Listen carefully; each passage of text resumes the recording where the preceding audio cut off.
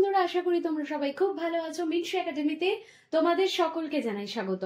আমি শিপ্রা, তোমাদের Bengali teacher. আজকে বাংলার একটা গল্প বা কবিতা পড়তে চলেছি। কি পড়বো সেটা তো তোমরা গেস করবে। তার আগে চলো একটুখানি গল্প করে নিই। কি হলো, যেই আমি গল্প বলার কথা বললাম তখনই তোমরা একটু নড়ে চড়ে বসলে মনে হলো। কি গল্প শুনতে ভালো লাগে তোমাদের? কোনো ব্যাপার না, আমি তোমাদের গল্পই শোনাবো আজকে। দেখো, সত্যি কথা বলতে গল্প শুনতে কিন্তু তুমি আমি সকলেই খুব ভালোবাসি। আমি তো এখনো গল্প শুনতে ভালোবাসি। তাহলে তোমরা তো ছোট, তোমাদের নিশ্চয়ই গল্প শুনতে ভালো লাগে। তো তোমাদের কি ধরনের গল্প শুনতে ভালো লাগে একটু বলতে পারো। তবে আমি গেস করছি, নিশ্চয়ই কোনো রূপকথার গল্প, মানে যেখানে একটা রাজা থাকবে, একটা রানী থাকবে, দৈত্যী দানব, সেখানে অনেক ধরনের অবাস্তব সব জিনিসপত্র থাকবে, তাই না? সেগুলোই বোধহয় শুনতে তোমাদের বেশি ভালো লাগে।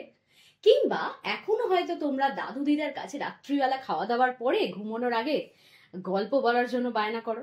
তার মানে মোদ্দা কথা যেটা আমি বুঝতে পারছি, যে গল্প শুনতে কিন্তু তোমাদের সকলের ভালো লাগে। আর আজকে যে কবিতাটা আমরা পড়তে চলেছি তার নামই হচ্ছে কিন্তু গল্প বুড়ো। এখন গল্প বুড়োকে, গল্প বুড়ো এমন একজন বুড়ো মানুষ যে কিনা ছোট ছোট বাচ্চাদের এই তোমাদের মতো গল্প শোনাতে ভালোবাসেন। আর গল্প বুড়োর কথাই আজকে আমরা এই কবিতায় পড়তে চলেছি। তো কবিতাটা শুরু করার আগে আমাদের জানতে হবে যে এই কবিতাটা লিখেছেন কে। তো এই কবিতাটা লিখেছেন সুনির্মল বসু। কি বললাম নামটা? এগুলো কিন্তু তোমাদের সমস্ত মনে রাখতে হবে, যাতে তোমরা পরীক্ষার খাতায় ঠিকঠাক লিখতে পারো। তাহলে এই যে কবিতাটা, সেটা লিখেছেন সুনির্মল বসু। তো কবিতা আমি পড়বো, সব বোঝাবো, সব ঠিক আছে, কিন্তু তার আগে যিনি কবিতাটা লিখেছেন তার সম্পর্কে দু একটা কথা জেনে নেওয়া আমাদের খুব প্রয়োজন, কি তাই তো? তাহলে চলো সেটাই করি। তো সুনির্মল বসু তিনি কিন্তু জন্মগ্রহণ করেছিলেন 1902 সালে। এবং কোথায় জন্মেছিলেন? বিহারের গিরিডিতে। কেমন? এবং তিনি সেখানকার সাঁওতাল পরগনার মনোরম প্রাকৃতিক দৃশ্য দেখতেন। যেমন তোমাদের বেড়াতে গিয়ে আশেপাশের দৃশ্য দেখতে ভালো লাগে, তো তখন মনে হয় তো যে আর বাড়ি যাব না, আমি এখানেই থেকে যাই। তো সেটা তো আর পসিবল নয়, বাড়ি এসে তোমাকে আবার সেই পরীক্ষার দিতে হবে, স্কুল যেতে হবে। তো সাঁওতাল পরগনার মনোরম দৃশ্য দেখে তিনি কিন্তু কবিতা লেখার অনুপ্রেরণা পেয়েছিলেন, যেহেতু সেখানে এই ধরনের জিনিসপত্র ছিল। এবং তিনি কিন্তু রূপকথার গল্প লিখতে ভীষণই ভালোবাসতেন, যেটা ছোটদেরও ভালো লাগে। এছাড়াও কিন্তু তিনি ছড়া, কবিতা, গল্প, কাহিনী, উপন্যাস আর রূপকথার গল্প এ সমস্ত খুব সুন্দরভাবে ছবির মতো করে আঁকতে পারতেন, যেন মনে হচ্ছে সুন্দরভাবে কেউ ছবি এঁকে দিয়েছে। তার লেখা কয়েকটা উল্লেখযোগ্য বইয়ের নাম আমরা আগে জেনে নিই। তার কয়েকটা লেখা উল্লেখযোগ্য বই হচ্ছে হাওয়ার দোল, ছানা বড়া, কথা শেখো ইত্যাদি, কথা শেখা। এবং তিনি কিন্তু ছোটদের জন্য খুব ভালো ভালো বই লিখেছেন, কবিতা লিখেছেন, রূপকথার গল্প লিখেছেন। এবং তার জন্য কিন্তু 1956 সালে তাকে ভুবনেশ্বরী পদক দেওয়া হয়েছিল। এরপর সকলের যেমন মৃত্যু হয়, তারও মৃত্যু ঘটে। তবে তার আত্মজীবনী একটা রয়েছে। আত্মজীবনী অর্থাৎ যেখানে তার জীবনের কথা বলা রয়েছে, তার নিজের জীবনের কথা। এবং সেই আত্মজীবনীটার নাম হচ্ছে জীবন পাতার কয়েক পাতা। এরপর 1975 সাল তার মৃত্যু হয়। ঠিক আছে, তাহলে আমরা প্রথমেই কি করলাম? কবি সম্পর্কে জেনে নিলাম। এবার আমরা চলে যাব সরাসরি কবিতায়, যেখানে আমরা কবিতার একটা একটা লাইন সুন্দর করে পড়বো, তার মানে আর প্রতিটা অর্থ বোঝার চেষ্টা করব। কেমন? খাতা পেনটা সাথে নিয়ে বসো, যাতে যেই আমি কিছু একটা ইম্পর্টেন্ট জিনিস বলবো সেটা যেন তোমরা নোট ডাউন করে নিতে পারো। কেমন? তো চল এবার আমরা শুরু করি কবিতা। প্রথম লাইন কি বলছে? বইছে হাওয়া উত্তুরে। এখন ভাবো, যখনই একটু একটু শীতকাল পড়ে, মা বাবারা কি বলেন আমাদের, যে ভাই তাড়াতাড়ি করে তুমি সোয়েটার গায়ে দাও, খুব উত্তুরে ঠান্ডা বাতাস বইছে, বলে কি না? এখন প্রশ্ন হচ্ছে, উত্তর দিকে এমন কি আছে যার জন্য এত ঠান্ডা বাতাস বয় শীতকালে? শীতকালে দেখবে মাঝে মাঝে খুব কনকনে ঠান্ডা বাতাস বইছে। উত্তর দিক থেকে একটু লক্ষ্য করে দেখবে হাওয়াটা কিন্তু উত্তর দিক থেকে আসছে। প্রথমে তার জন্য তোমাকে আগে জেনে নিতে হবে পূর্ব, পশ্চিম, উত্তর, দক্ষিণ কোনটা। তারপরে একটুখানি লক্ষ্য করে দেখবে, যখন প্রচন্ড ঠান্ডা হাওয়া দেয় শীতকালে, তখন বেশিরভাগ ঠান্ডা হাওয়াটা কিন্তু উত্তর দিক থেকে আসে। এখন তোমাদের মনে প্রশ্ন আসতে পারে যে কবিতাতেও বলছে উত্তরে হাওয়া বইছে, মা বাবাও বলে থাকে যে উত্তর দিক থেকে হাওয়া আসছে, উত্তর দিকে এমন কি আছে? আসলে উত্তর দিকে রয়েছে হিমালয় পর্বতমালা, সেটা তো বরফে ঢাকা, শীতকালে তো আরো বরফ।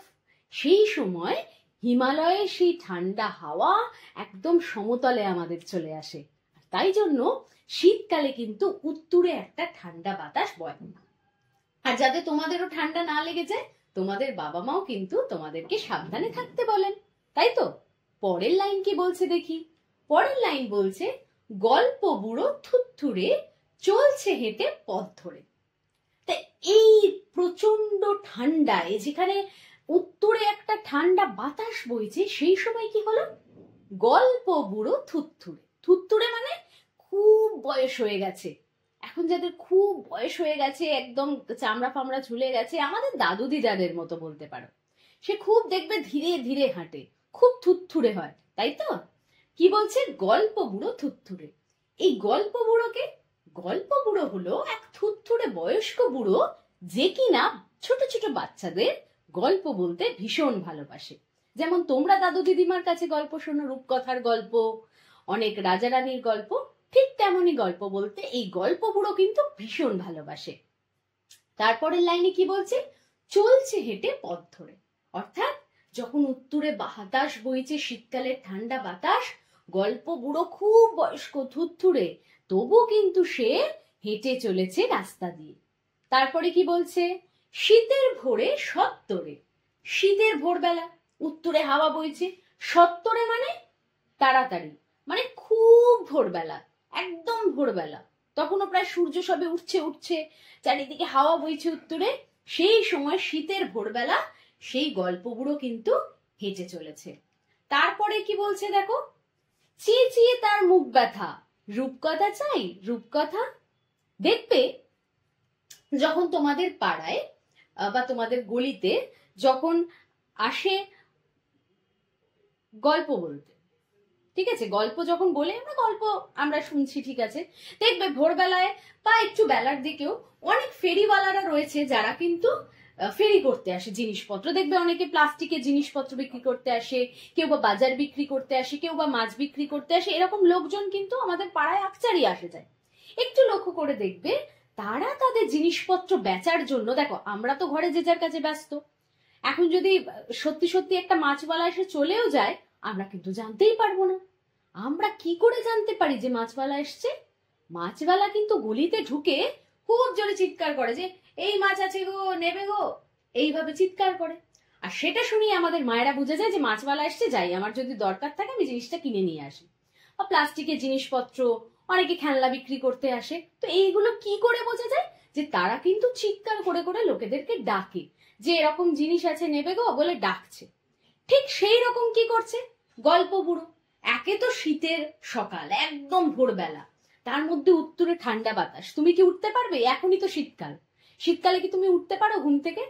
না মা, কম্বলটা প্লিজ ছেড়ে দাও, আমি উঠবো না, এখন আমি স্কুলে যাব না, এই সমস্ত বায়না তো চলতেই থাকে। তো সেখানে দাঁড়িয়ে একজন থুত্থুরে বুড়ো যখন রাস্তা দিয়ে যাচ্ছে, ভোরবেলা কোন বাচ্চা জানবে যে গল্প বুড়ো এসেছে? কেউ তো জানতে পারবে না।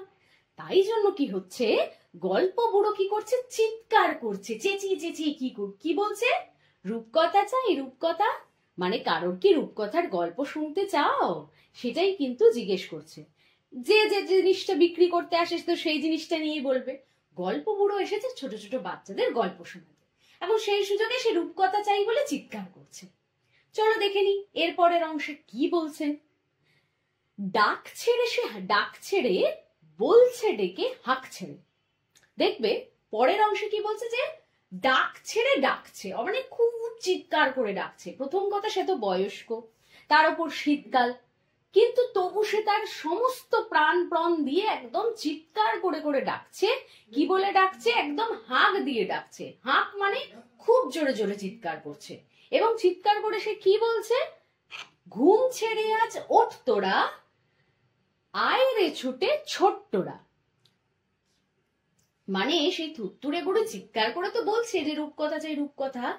তারপরে কি বলছে যে যে যে বাচ্চারা এখনো শুয়ে আছো তাড়াতাড়ি চটপট করে ঘুম থেকে উঠে পড়ো আর দৌড়ে দৌড়ে চলে এসো আমার কাছে। কেন আসবে তার কাছে? পরের অংশেই বলছে, দেখো, কি আছে মোর তলপিটায় দেখবি যদি জলদি আয়। আমার এই ঝুলির ভেতরে কি আছে সেটা যদি দেখতে চাও তাহলে তাড়াতাড়ি, জলদি মানে খুব তাড়াতাড়ি ছুটে এসো আমার কাছে।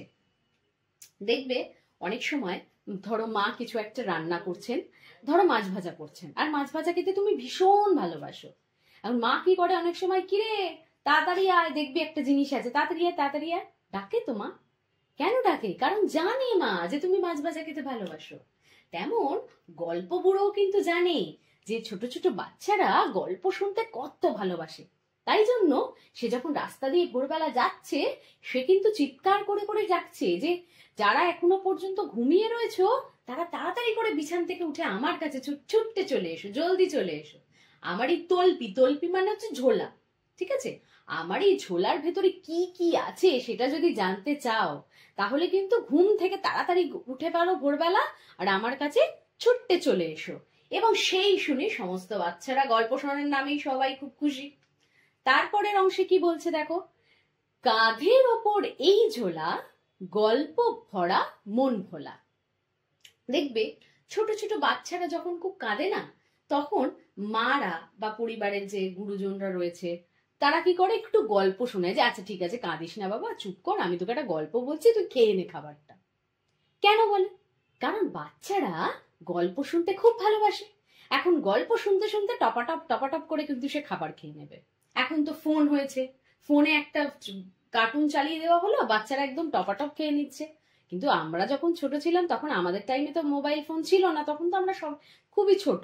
তো সেই সময় কি হতো, আমাদের যে পরিবারের বাবা মা তারা কি করতো, বেশ গল্প শোনাতো, একটা কি কুমিরের গল্প কি এটা বানরের গল্প, সে বোধহয় একই গল্প রোজ শোনাতো, কিন্তু তাও ভালো লাগতো কারণ সেটা গল্প আর সেটা অবাস্তব তো জিনিসপত্র।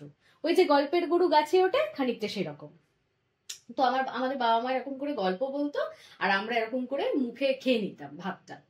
তো কি মানে গল্প বুড়োও জানে যে কাঁধের, বলছে সেই কাঁধের মধ্যে যে ঝোলাটা রয়েছে সেটা কিন্তু গল্পে ভরা রয়েছে। আর সেটা যদি শোনো তোমরা সেই গল্প তাহলে কিন্তু তোমাদের মন একদম ভুলে যাবে, সমস্ত কিছু তোমরা ভুলে যাবে, তোমাদের মন কিন্তু খুব ভালো হয়ে যাবে। তারপরের অংশে কি বলছে, কিসের গল্প বলবে চলো সেটা জেনে নি। বলছে দৈত্যী দানব যক্ষীরাজ। আমরা যখন রূপকথার গল্প পড়ি দেখবে অনেকের কাছে নিশ্চয়ই তোমাদের রূপকথার গল্পের বই রয়েছে যেখানে লাল কমল নীল কমল, তারপরে তোমার কেশবতী কন্যা যার অনেক বড় চুল একদম জানলা থেকে ঝুলিয়ে দিচ্ছে, ঠিক আছে? অনেক ধরনের রূপকথার গল্প কিন্তু আমরা পড়েছি, বা ওই সোনার কাঠি রূপার কাঠি, এগুলো সব পড়েছি আমরা। এগুলো কি সত্যি ঘটনা? এগুলো তো সব অবাস্তব। এগুলো কি মানুষের মনের মধ্যে থাকে, মানুষের মধ্যে একটা তৈরি হয় যে সোনার কাঠি রূপার কাঠি ছোঁয়ালে বোধহয় মৃত মানুষ জীবিত হয়ে যাবে, বা সোনার কাঠি ছোঁয়ালে কোনো একটা জিনিস সোনার হয়ে যাবে। এইগুলো সমস্ত অবাস্তব জিনিস, এগুলো বাস্তবে কোনোদিন সম্ভব নয়। কিন্তু যখন আমাদের ছোট ছিলাম তখন কিন্তু এই অবাস্তব জিনিসগুলো, বা এখনো তোমাদের নিশ্চয়ই রূপকথার গল্প পড়তে খুব ভালো লাগে, তো পড়ার চেষ্টা করবে বাড়িতে কিন্তু, হ্যাঁ? তো এখানে কি বলছে যে সেই রকমই কিসের গল্প আছে তার ঝুলিতে, কি বলছে, দৈত্যী দানব যক্ষীরাজ। সেখানে বড় বড় দৈত্য রয়েছে, দানব রয়েছে মানে শয়তান, তার সাথে সাথে কি রয়েছে, রাজপুত্র পক্ষীরাজ। পক্ষীরাজ মানে কি, যে ঘোড়ার ডানা থাকে, একদম আকাশ দিয়ে উড়িয়ে নিয়ে যায় পক্ষীরাজ ঘোড়া, যার পক্ষ ডানা রয়েছে, ঠিক আছে? তারপরে রাজপুত্র রয়েছে, রাজার পুত্র, ঠিক আছে? এই ধরনের জিনিসপত্র রয়েছে। মন পবনের দানখানা আজ গুবি সব কারখানা। হচ্ছে যে গল্পগুলো শুনলে তোমাদের মন তো ভীষণ খুশি হয়ে যাবে। এবং তার সাথে সাথে কি বলছে, আজ গুবি সব কারখানা, মানে এগুলো কোনোটাই কিন্তু সত্যি নয়, সমস্তটাই কিন্তু রূপকথার গল্প।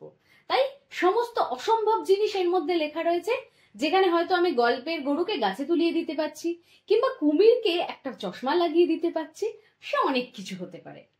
তারপরের অংশে কি বলছে দেখো, ভর্তি আমার তলপিটায় দেখবি যদি জলদি আয়।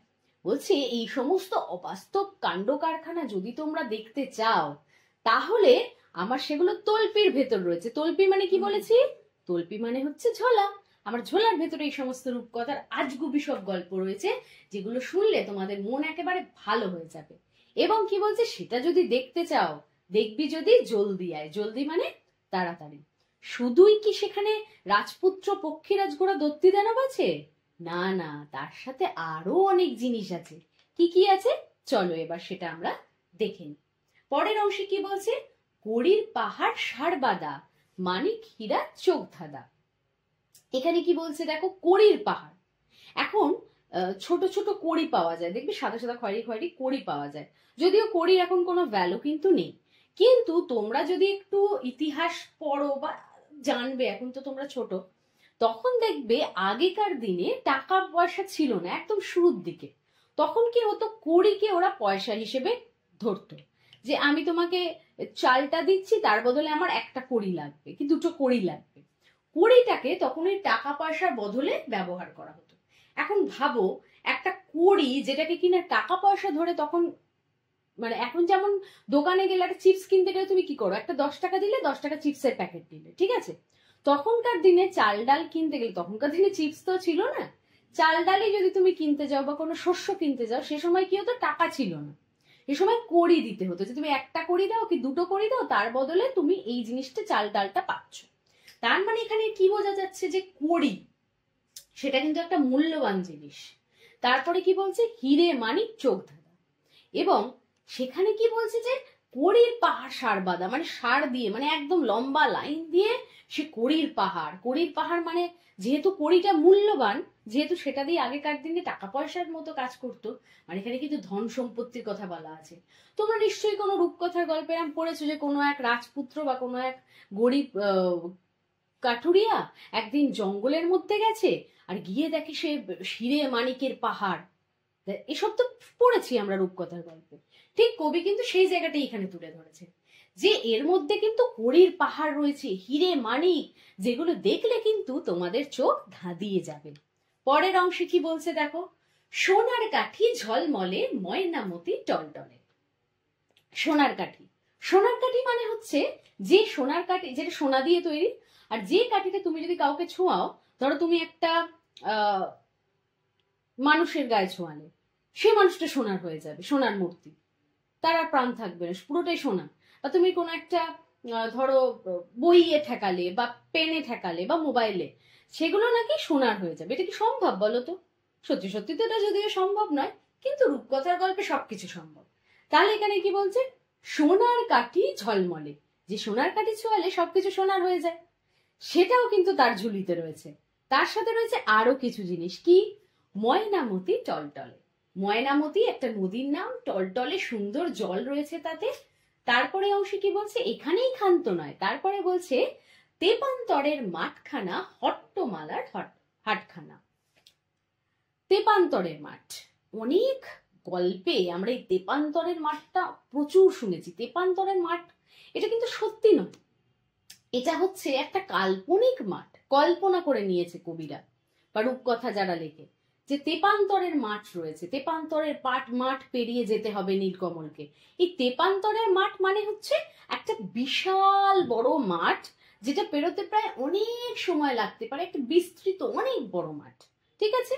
এবং কি বলছে, এটা কিন্তু একটা কাল্পনিক, এটা সত্যি কিন্তু নেই, মাথায় রাখবে এটা, ঠিক আছে। এটা কিন্তু কাল্পনিক মাঠ, তেপান্তরের মাঠ, ঠিক আছে, যেটা একটা বড় মাঠ, ঠিক আছে। তারপরে কি বলছে, হট্টমেলার হাটখানা। এবার এখন আমি জানি না কিরকম হাট বসে, কিন্তু আগেকার দিনে বসতো এবং এখনো অনেক জায়গায় হাট বসে। হাট কিরকম বসে না, প্রতি ধরো বৃহস্পতিবার বা মঙ্গলবার, যে কোনো অঞ্চলে একটা একটা করে দিন সিলেক্ট করা থাকে, যে সেই দিনে সপ্তাহে একদিন করে হাট বসবে, যে হাটে সবকিছু পাওয়া যাবে, জামা কাপড় পাওয়া যাবে, সেখানে তোমার খাবার দাবার পাওয়া যাবে, বাসন বোসন পাওয়া যাবে, সাজের জিনিস পাওয়া যাবে, সব পাওয়া যাবে একটা হাটের মধ্যে। সপ্তাহে একদিন বসে হাট। তো সেটাই কি বলছে, যে এত কিছু রয়েছে, মানে দত্তি দানব, রাজপুত্র পক্ষীরাজ, কড়ির পাহাড়, সোনার কাঠি, ময়নামতি, তেপান্তরের মাঠ, সে যেন এক এলাহি ব্যাপার। এই সমস্ত হট্ট মেলা রয়েছে আমারই তোলপিটা মানে ঝোলাটার মধ্যে। তারপরের অংশে কি বলছে, আটকানোই তোলপিটায়, মানে এত যে জিনিসের কথা বলছে সেগুলো কোথায় রয়েছে, তার ঝোলার মধ্যে। তারপরে এর অংশে কি বলছে, দেখবি যদি জলদি আয়। বারবার কিন্তু এগুলো বলে তিনি বাচ্চাদের মনে কিন্তু একটা লোভ জাগাচ্ছে যে আমার ঝোলাতে কিন্তু এইসব আছে, দেখবি যদি তাড়াতাড়ি ঘুম থেকে উঠে আয়। দেখবে যখন তোমরা শুয়ে থাকো, এখনো হয়তো হয় যে ঘুম থেকে উঠতে চাইছো না, স্কুল যাওয়ার ইচ্ছা নেই, কিছু ভাল লাগছে না, তখন বাবা বা মা বলে তোমাদেরকে যে এই তাড়াতাড়ি ঘুম থেকে উঠে পড়, তাহলে কিন্তু আজকে একটা চকলেট কিনে দেবো, একটা চিপস কিনে দেবো, যেটা তুমি ভালোবাসো, এরকম একটা বলবে। তখন কি হয়, ইচ্ছে না থাকলে মনে হয় চিপসটা মিস করে যাবো যদি না উঠি, উঠে পড়ি, তখন আমরা চট করে লাভ দাও চিপস দাও, দাও চকলেট দাও, এরকম করি তো। ঠিক সেরকম গল্প পড়েও কিন্তু জানে যে কি কি করলে তোমরা বেশ ছুটে আসবে ভোরবেলা গল্প শোনার জন্য। তাই জন্য নানা রকম ফন্দি ফিকির বলে নানা রকমের ঝোলার মধ্যে কিন্তু বলছে, আমার ঝোলার মধ্যে কি সত্যিই তার রাজপুত্র পক্ষীরাজ আছে নাকি, কিন্তু সে গল্পের কথা বলছে যে আমার গল্পের ঝুলিতে কিন্তু এই সমস্ত রয়েছে, আর যদি সেটা দেখতে চাও তাহলে তাড়াতাড়ি করে উঠে ঘুম থেকে চলে আসো, সেগুলো আমার সব ঝোলার মধ্যেই রয়েছে। এখনো কিন্তু শেষ হয়নি, তারপরের অংশে কি বলছে দেখো, কেশবতী নন্দিনী এই থলেতেই বন্দিনী। মানে আরো বাচ্চাদের লোভ দেখানোর জন্য বলছে ওই যে কেশবতী মানে যার প্রচুর চুল মাথায়। এমন অনেক রাজকন্যার কথা আমরা শুনেছি রূপকথার গল্পে, যেখানে কেশবতী কন্যা নাকি প্রচুর চুল জানলা দিয়ে ওপর থেকে ছাড়লে সে নিচে অব্দি ছড়িয়ে যায়, আর রাজপুত্র সেই চুলে বয়ে বয়ে ওপরে চলে আসে, এরকম একটা সব গল্প রয়েছে। তো বলছে এই যে কেশবতী নন্দিনী, সে কিন্তু আমার এই থলেতেই বন্দিনী মানে বাঁধা রয়েছে, তাড়াতাড়ি চলে এসো, সেটা দেখবে তো। এরপরে বলার পরে এত কিছু বলল, তারপরে কি বলছে, শীতের প্রখর প্রত্যুষে আসবে না যে শত্রু সে। ইমোশনাল ব্ল্যাকমেল, যেগুলো তোমাদের সাথে হয়ে থাকে হয়তো, যে মা ধরো বললো যে একটুখানি বাবু একটু জল এনে দে তো খাবো, তুমি ধরো বললে পারবো না, মা তখন ইমোশনাল হয়ে যাবে, আচ্ছা একটু জল চাইলাম দিলি না, আর তুই যখন যা চাস তাই তো আমি করে দিই, বল থাক দিতে হবে না। এই যে একবার মা বলে দিল, ব্যাস সঙ্গে সঙ্গে তুমি ছুটলে জল আনতে, এগুলো কি ইমোশনাল ব্ল্যাকমেল।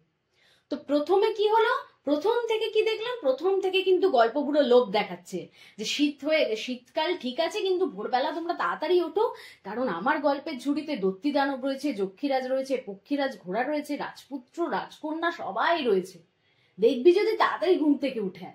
কিন্তু তারপরে কি এবার একটু ইমোশনাল হয়ে গেছে, ব্ল্যাকমেল দিচ্ছে, কি বলছে যে এই শীতের প্রখর প্রত্যুষে, মানে শীতের এই প্রচন্ড ভোরবেলায় আসবে না যে শত্রু সে, যে গল্প শুনতে আসবে না সেই বাচ্চা আমার বন্ধু হতেই পারে না, সেই বাচ্চা হচ্ছে আমার শত্রু।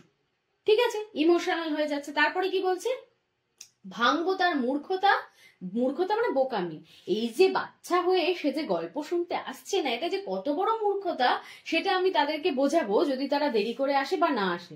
কি বলছে, বলবো না কো রূপকথা। এবার রাগ হয়ে গেছে দাদু কি বলছে যে তারা যদি না আসে শীতের সকালে না ওঠে, পরে এসে গল্প শুনতে চাইলে আমি শোনাবোই না, বলবো না তাদের আমি রূপকথা।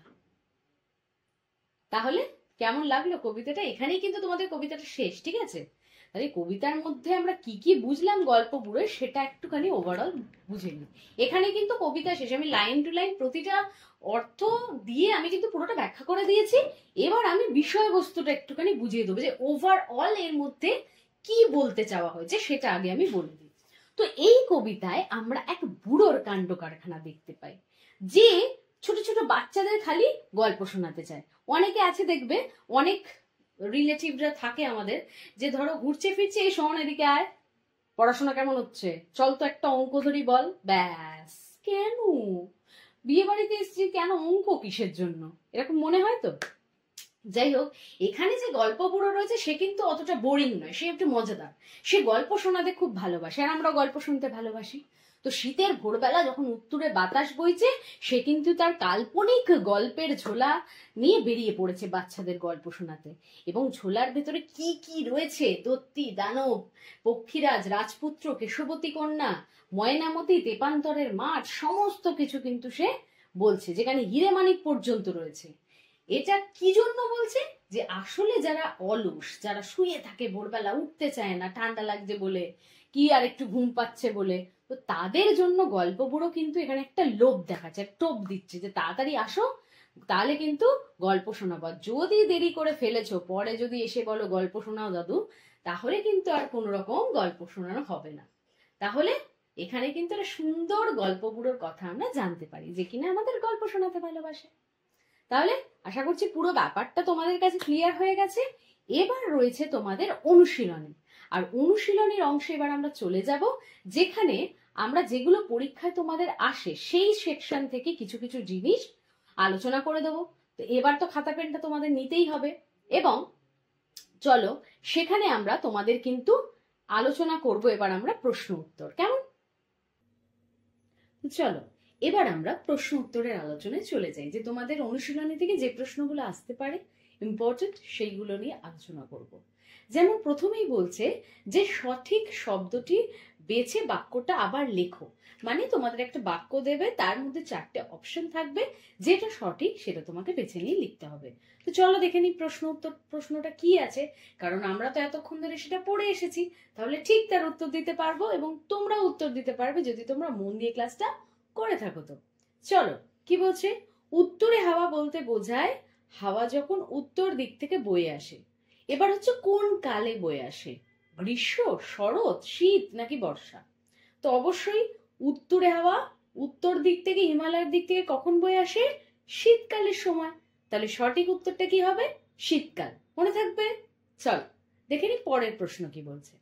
থুত্তুরে শব্দটির অর্থ হলো চনমনে, জড়সড়, জ্ঞানী নাকি নড়বড়ে? উত্তরটা কিন্তু হবে নড়বড়ে, মানে থুত্থুরে, খুব নড়বড়ে। ঠিক আছে, পরেরটা চলে যাই। পরের প্রশ্ন বলছে রূপকথার গল্পে যেটি থাকে না। কি থাকে না সেটা বার করতে হবে, কি কি থাকে সেটা কিন্তু নয়, কি কি থাকে না সেটা বার করতে হবে। কি বলছে, দত্তি দানব, পক্ষীরাজ, রাজপুত্তর নাকি উড়োজাহাজ? তো দেখো রূপকথার গল্পে আমরা যতদূর কবিতাটা ভালো করে পড়েছি, সেখানে দত্তি দানবও আছে, পক্ষীরাজও আছে, রাজপুত্র আছে, কিন্তু নেই কোনটা? উড়োজাহাজ। তাহলে সঠিক উত্তরটা এখানে কি হবে? হবে উড়োজাহাজ। পরের প্রশ্ন কি বলছে, রূপকথার গল্প সংগ্রহ করেছেন এমন লেখকের নাম বেছে লেখো। তার মধ্যে কয়েকটা অপশন দিয়েছে, সঠিক উত্তরটা কিন্তু হবে দক্ষিণারঞ্জন মিত্র মজুমদার। ঠিক আছে, পরেরটা কি বলছে, লেখালেখি ছাড়া সুনির্মল বসু আর কোন কাজ করতে পারতেন? আমি তোমাদের বলে দিচ্ছি উত্তরটা, যে লেখালেখি ছাড়া সুনির্মল বসু কিন্তু ছবি আঁকতে পারতেন ভালো। কেমন? পরের প্রশ্ন, তার লেখা দুটি বইয়ের নাম বলো।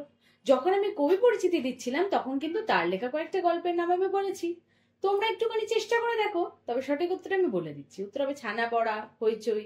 ঠিক আছে, পরের গুলো বলছে দেখো, যে এলোমেলো কিছু শব্দ তোমাকে এখানে বর্ণ সাজিয়ে দেওয়া রয়েছে, তোমাকে কি করতে হবে? সঠিক ভাবে বাক্যটাকে, মানে শব্দটাকে সাজিয়ে লিখতে হবে, বর্ণগুলোকে এমন ভাবে সাজাতে হবে যাতে সেটা একটা শব্দ তৈরি করে।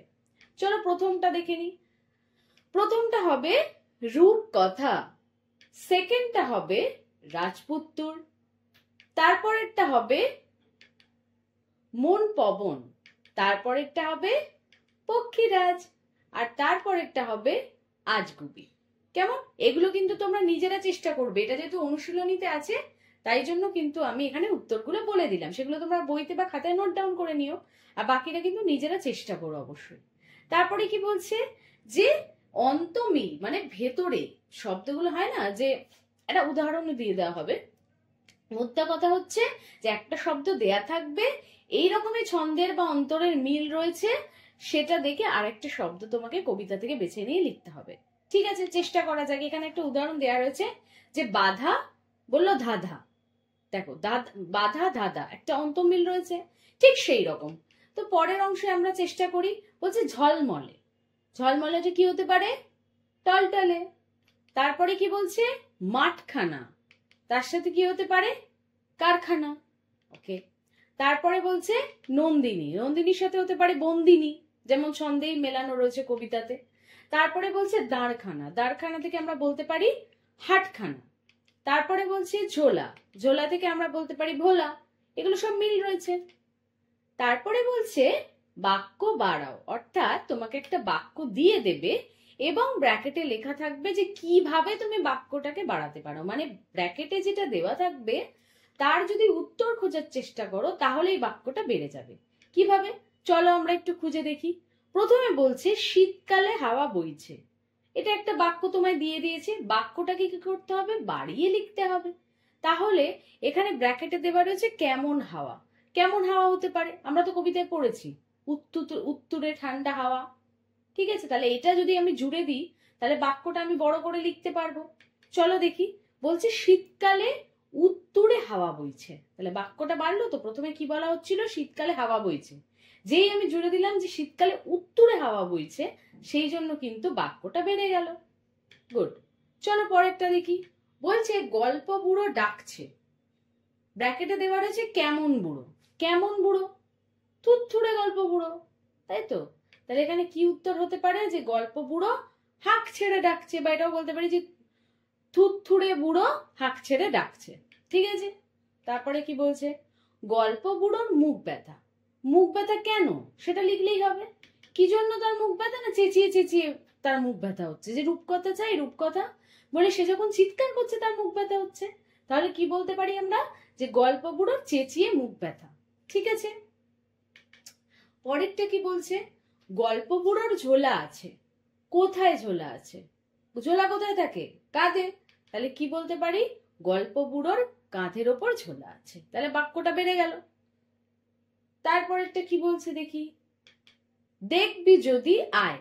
কিভাবে আসবে, ওই আমরা বারবার পেয়েছি দেখবি যদি জলদি আয়, তাহলে দেখবি যদি জলদি আয়, তাহলে বাক্যটা বেড়ে গেল। ঠিক আছে, এবারে বলছে ক আর খ এর সাথে স্তম্ভ মেলাতে হবে। মানে কোন, মানে তোমাকে বাঁদিকে 5টা অপশন দেওয়া থাকবে এবং ডান দিকেও 5টা অপশন দেওয়া থাকবে। তোমাকে কি কি করতে হবে, ধরো প্রথমে রয়েছে তল্পি, তল্পির সাথে সেটা বাঁদিকে রয়েছে, আর খ স্তম্ভের মধ্যে কোনটা তল্পি মানে সেটা আমাদের বেছে লিখতে হবে। চলো দেখে নি। প্রথমে বলছে তল্পি, তল্পি মানে হচ্ছে দেখো ডান দিকে রয়েছে কি ঝোলা, তাহলে তল্পির সাথে কি যাবে, ঝোলা। পরেরটা কি বলছে, রূপকথা। রূপকথা মানে কি, কাল্পনিক গল্প, তাহলে রূপকথার সাথে কার মিল রয়েছে, খ স্তম্ভে, কাল্পনিক গল্পের। তারপরে কি বলছে ভোরে, ভোর মানে হচ্ছে বিহানে। তারপরেরটা কি বলছে পবন, পবন মানে বাতাস। সত্তর মানে তাড়াতাড়ি বা দ্রুত। ঠিক আছে, পরেরটা কি বলছে ক্রিয়ার নিচে দাগ দাও। ক্রিয়া কি সেটা আগে আমাদের বুঝে নিতে হবে। ক্রিয়া মানেই হচ্ছে কাজ করা। ক্রিয়া মানে কি, এইটা মাথায় রাখতে হবে, ক্রিয়া মানেই হচ্ছে কাজ করা। যদি এটা মাথায় রাখো যে ক্রিয়া মানে কাজ করা, তাহলেই কিন্তু আমরা করতে পারবো খুব তাড়াতাড়ি, খুব ইজিলি। যেমন চেষ্টা করে দেখি। প্রথমেই দেখো বাক্যটাই কি বলছে, বইছে হাওয়া উত্তুরে, বইছে হাওয়া উত্তুরে। ঠিক আছে, তাহলে দেখো এখানে কাজ কোনটা, বওয়াটা, রাইট। তাহলে এখানে সঠিক উত্তর কোনটা হবে, বইছে, এটাই হচ্ছে ক্রিয়া। কেমন, পরেরটা কি বলছে, ডাক ছেড়ে সে ডাক ছেড়ে, এর মধ্যে কোনটা কাজ হবে, কোনটা কাজ একটু বলার চেষ্টা করো। এই যে ডাক ছেড়ে ডাকছে, ডাকাটা তো একটা কাজ, তার মানে সঠিক উত্তরটা কি হবে, সঠিক উত্তরটা হবে ডাকছে। কেমন, পরেরটা কি বলছে দেখি, আয়রে ছুটে ছোট্টরা। ছুটে আসা, ছুটে আসা একটা কাজ, তাহলে ছুটে, এটা হচ্ছে কিন্তু সঠিক উত্তর, এটা হচ্ছে ক্রিয়া। ঠিক আছে, পরেরটা বলছে দেখবি যদি জলদি আয়। এবার একটা বাক্যে কিন্তু অনেক সময় একের বেশিও ক্রিয়া থাকতে পারে, বেশিও কাজ থাকতে পারে, যেমন এই বাক্যে রয়েছে দেখবি যদি জলদি আয়। তাহলে কি বলছে এখানে দেখো, আয় আর দেখবি এই দুটো কিন্তু হচ্ছে ক্রিয়া, দেখাটাও একটা কাজ আর আয় ডাকাটাও একটা কাজ। তারপরে কি বলছে চেঁচিয়ে তার মুখ ব্যথা। কি করে হচ্ছে তার মুখ ব্যথা, চেঁচিয়ে, তাহলে চেঁচিয়েটা কিন্তু এখানে সঠিক উত্তর, চেঁচিয়েটা হচ্ছে এখানে ক্রিয়া। কেমন, তারপরে কি বলছে নিচের যে প্রশ্নগুলো দেওয়া থাকবে সেগুলোকে নিজের ভাষায় লেখো। মানে তোমাকে কিছু প্রশ্ন দেওয়া হবে, সেগুলো সঠিক উত্তরগুলো তোমাকে গুছিয়ে লিখতে হবে। চলো এখন চেষ্টা করি। তোমরা কিন্তু অবশ্যই খাতা পেন নিয়ে এবার নোট করে নিও, ঠিক আছে। এবং বাকি তোমরা স্টুডেন্ট নোটও পেয়ে যাবে, সেখান থেকে কিন্তু তোমরা অবশ্যই সঠিক উত্তরগুলো পেয়ে যাবে। তো প্রথম প্রশ্ন কি রয়েছে দেখি, বলছে গল্প বুড়ো কখন গল্প শোনাতে আসে। একটু ভেবে দেখো তো, একদম শুরুর দিকে রয়েছে গল্প বুড়ো একদম শীতের ভোরবেলাতে গল্প শোনাতে আসে, তাই তো। তাহলে সঠিক উত্তর কি হবে, যে গল্প বুড়ো শীতের ভোরে গল্প শোনাতে আসে। পরের প্রশ্ন কি বলছে, গল্প বুড়ো ঝোলায় কি কি ধরনের গল্প রয়েছে।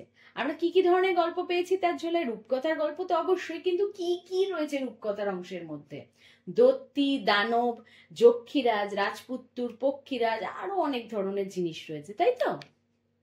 পরের প্রশ্ন কি বলছে, গল্প বুড়ো শীতকালের ভোরে ছোটদের কিভাবে ঘুম থেকে ওঠাতে চায়।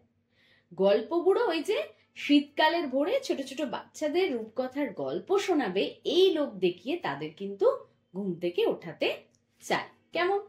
পরের প্রশ্ন কি বলছে, রূপকথার কোন কোন বিষয় কবিতাটিতে রয়েছে? ওই যে আগেই প্রশ্নটা ছিল, আর একবার ডিটেলসে রয়েছে। এবার যখন মেনশন করে দিয়েছে কোন কোন বিষয়, তাহলে প্রতিটা বিষয় আমাকে এখানে লিখতে হবে। কি বলো আমার সাথে সাথে বলো। দত্তি রয়েছে, দানব রয়েছে, যক্ষীরাজ, রাজপুত্তুর, পক্ষীরাজ, মন পাবনের দ্বারখানা, কড়ির পাহাড়, হিরে মানিক চোখ ধাঁধানো, সোনার কাঠি, কেশবতী কন্যা ইত্যাদি। পরের প্রশ্ন কি রয়েছে, গল্প বুড়ো কাদের গল্প শোনাবে না? যখন সে অনেক লোভ দেখালো যে সুন্দর সুন্দর গল্প শোনাবে রূপকথার, দত্তি, দানব, কেশবতী কন্যা সব তার থলেতে বন্দি রয়েছে, এবং তোমরা যদি দেখতে চাই ছুটে ছুটে এসো। এত লোভ দেখানোর পরেও যারা যারা আসবে না শীতের ভোরবেলা উঠে, তাকেই গল্প শোনাবে না, তাকে তারা শত্রু মনে করবে। তাহলে উত্তরটা কি হবে, যে গল্প বুড়ো তাদের গল্প শোনাবে না যারা শীতের ভোরে গল্প বুড়োর ডাকে আসবে না। ঠিক আছে? তাহলে আশা করি কবিতাটা তোমরা বুঝতে পেরেছো। প্রতিটা লাইন দিয়ে আলোচনা করেছি, মানে বলে দিয়েছি, প্লাস অনুশীলনীতে যেগুলো পরীক্ষায় আসতে পারে, মানে যেগুলো তোমার যে ধরনের প্রশ্ন আসে সেইগুলো নিয়ে আমি আলোচনা করে দিয়েছি। আশা করি তোমাদের ক্লাসটা করে ভালো লাগলো। ঠিক আছে, দেখা হবে তোমাদের সাথে পরের অন্য কোনো ক্লাসের জন্য। ততক্ষণের জন্য সুস্থ থাকো আর ভালো থাকো।